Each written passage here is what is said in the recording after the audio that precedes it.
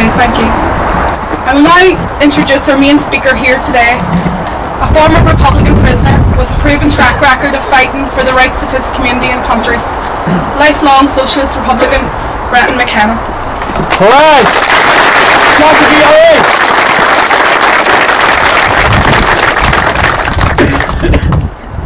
Harja, agus a hamradi hat. Gur ma yoga vas an curry le ben seo, leb sé ní honumwash agus honor a borch, dan a dine kruga led for vas sensation a hera. From a personal viewpoint, I'd like to start particularly honoured to stand at this memorial plaque, pushed me up much to start of William Harbison. As a child and as a teenager, my parents would often take me and other family members to an old graveyard known as Lilley, some people call it Courtmore, on the shores of Loch Ness. We had no relatives buried there. The only reason my parents ever took us there was to visit the Fenian grave, the grave of William Harbison. Harbison was the most senior Fenian in the province of Ulster when he was arrested and imprisoned in Crumlin Road jail. It was in that jail he died in 1867. It's reported that at his funeral from Belfast to the shores of Loch Ness, over 30,000 people joined in the cortege. Belfast, with its long and vibrant Republican tradition, like so many other cities, towns and counties across Ireland, has been reason to be proud of its contribution in every phase of the struggle for national liberation. As we gather here at Easter to remember the men and women of 1916, we also pay tribute to all those who gave their lives for Irish freedom. The struggle taken up by James Connolly, by Patrick Pearse, Micheál Mullen, Countess Markievicz and their comrades in 1916 was the same one which the Fenian Harbison and his comrades had participated in decades earlier. That same struggle was later carried on by Republicans of the highest calibre, such as Liam Mellows, Thomas Ashe and Joe McKelvey. By Republicans like Tom Williams, Seamus Burns, Sean McCaughey and Clarence Perry in the 1940s. Through to more recent years, when that same freedom struggle was continued by Jimmy Steele, Patricia Black, Bobby Sands, Joe McDonnell and many other courageous men and women who we also remember today. Each and every one of those who give their lives in pursuit of Irish freedom had to face the personal difficulties and hardships which involvement in that struggle brought to them and to their families. Each was an ordinary person faced with extraordinary circumstances, extraordinary choices and extraordinary times. But they were ordinary people, like each one of us gathered here today. They saw the injustice caused to their people by capitalist exploitation and by the foreign occupation of their country, and they decided to take action. They could have ignored the injustice that they saw around them, and they could have chose to lead a quiet life. But their desire for freedom and justice in Ireland was such that they committed themselves fully to the Republican cause. This year also marks the 30th anniversary of the 1981 hunger strike, which resulted in the deaths of 10 Republican prisoners in the cash. The sacrifice made by those 10 volunteers and their families politicised an entire generation, and they demonstrated the sheer dedication, unselfishness and bravery of Irish Republicans. It is right that we remember them and all those who died in the freedom struggle through commemorations such as this, and that we also rededicate ourselves into that same struggle for an Irish Republic. Easter is a time for each of us to remember those close friends and comrades who have given their lives in pursuit of our Republican ideals and goals. It is a time to remember the sacrifices endured by their families. It is also a time to reflect upon the ideals which motivated them. At Easter each year, Republicans recall the words of the 1916 Proclamation, one of the most progressive documents of its time. The Easter Rising remains one of the defining events in modern Irish history. The Proclamation of 1916 remains one of the defining political documents of Irish republicanism.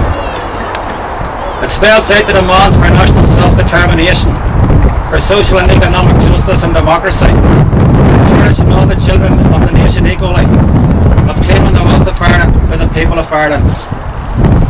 Those who came out in 1816 and in subsequent decades were men and women of principle, men and women with a vision for a new equal Ireland. The events of 1916 are very well known. What most people are unaware of is that the legacy of 1916 led to an intense class struggle which was waged in the years between 1918 and 1923. There were 5 general strikes in Southern and Western Ireland between August 1918 and 1923. Workplace occupations and land seizures began taking place, and in Limerick City and other areas, workers' soviets were established. Women got involved in politics on an unprecedented scale. They became involved in the war and in the underground Republican political apparatus. The war for independence unleashed struggles by workers and small farmers for control of factories and the breaking up of large ranches. The revolt for Irish independence became a revolt of the exploited classes in Ireland against their domestic oppressors as well. That is a legacy of 1916 that is seldom mentioned. It is a legacy which all socialists and republicans would do well to remember and to emulate in years.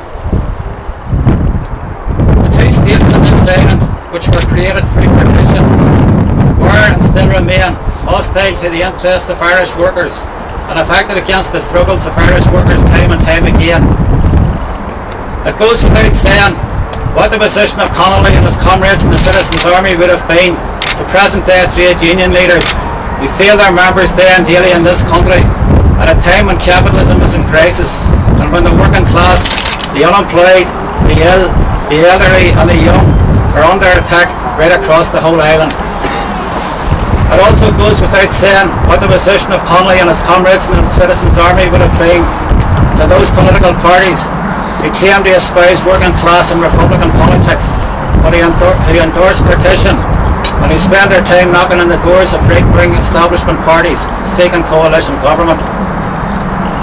James Connolly made his own position plain and unambiguous in 1910 when he concluded his pamphlet Labour, Nationality and Religion in the simplest and most straightforward terms. He said, "The day has passed for patching up the capitalist system. It must go." In view of the events in Ireland and elsewhere during the past few years, the economic cause by the greed of bankers, private landlords and property developers, culminating in the intervention by the European Union and the International Monetary Fund in the 26 counties, and the £4 billion of cuts due to be implemented by the Stormont Coalition, it is clear that message of Connolly remains as true today as it ever was. The day has indeed come for failing to patch up the capitalist system. There can be no alternative, comrades. It must go. Ireland remains divided by imperialism. The livelihoods of the vast majority of Irish people are controlled by undemocratic forces which stretch from this island to London, to Washington and Brussels. They are no different to those same undemocratic controlling forces which the Citizens' Army, together with the Irish Volunteers and other progressive forces, mobilised against in 1916. Those undemocratic forces of today are supported both north and south by a pliant, subservient and self-serving political class. The extent of that subservience can clearly be seen in the manner of their meekness to the dictates of the EU and IMF. It can be seen in the absence of their formal opposition to the visit by the honorary head of the British Armed Forces, while Britain maintains its grip on the 6 counties. That subservience can be seen in their daily collaboration with Britain. It can be seen in their lack of opposition to repressive and draconian British laws implemented by British police, and the lack of opposition to British spying operations conducted by MI5, and to their lack of opposition to Britain's deployment of its troops in Mufti throughout the 6 counties. Make no mistake about this, comrades. Those who support and who endorse the structures of partition have placed themselves firmly in the camp of the counter-revolution. Those counter-revolutionary forces have, to quote James Connolly, unceasingly strove to divert the public mind upon the lines of constitutional agitation for such reforms as might remove irritating and unnecessary officialism while leaving untouched the basis of national and economic subjugation. And make no mistake about this either, comrades. Over the next 5 years, as the centenary year of the 1916 Rising draws near, the forces of the counter-revolution will embark upon an unprecedented revisionist propaganda campaign aimed at trying to persuade the public mind that the objectives of 1916 have somehow been secured in the partition of our country. We must be prepared to confront and to challenge that propaganda campaign. We must again assert, like James Connolly, that the Irish question is a social question. The whole age-old fight of the Irish people against their oppressors resolves itself in the last analysis into a fight for the mastery of the means of life, the sources of production in Ireland. We should also remember that the Irish freedom struggle has always had an international dimension. From the United Irishmen and their connections with the revolutionary Republican government in France, to the Irish Republican Brotherhood and their links with the First International, from James Connolly and his active internationalism to those Republicans and Socialists who joined the international brigades and who fought and died fighting fascism in Spain. While we are gathered here today to pay tribute to fallen comrades, let me make it clear that unlike some others, I do not pretend or presume to know what the thoughts or attitudes of those fallen comrades would be on the present situation, or indeed on any of the developments which have impacted upon our struggle over the last number of years. I can only state one fact with certainty: the objectives to which they pledged their allegiance, the objectives for which they gave their lives, are the same objectives which were clearly and unmistakably enunciated through the Fenian Proclamation of 1867, the 1916 Proclamation, and the Democratic Programme of 1919. Comrades, those objectives have not been achieved. Settling for anything less than the complete achievement of those Republican objectives was never an option for all those whom we remember and whom we honour today. The business of Easter 1916 remains unfinished.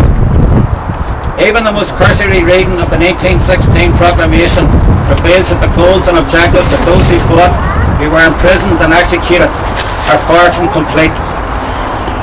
While today we celebrate and commemorate the 95th anniversary of the 1916 Rising, more importantly, we commit ourselves to continue the struggle for a democratic, independent and sovereign united Ireland.